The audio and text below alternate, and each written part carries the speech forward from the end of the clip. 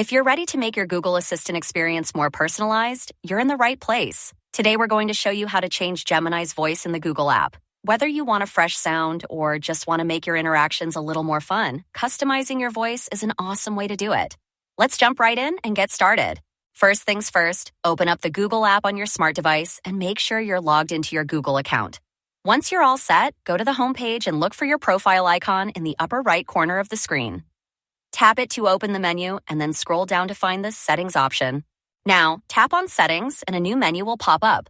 From there, scroll down until you see Gemini. Go ahead and tap on that, and on the next screen, you'll see the Gemini's Voice option.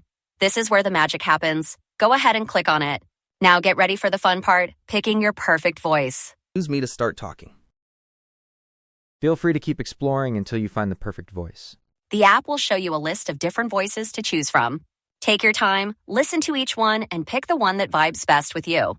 Whether you're feeling casual, formal, or just want to try something new, you've got options. And don't worry, you can always change it later if you feel like switching things up.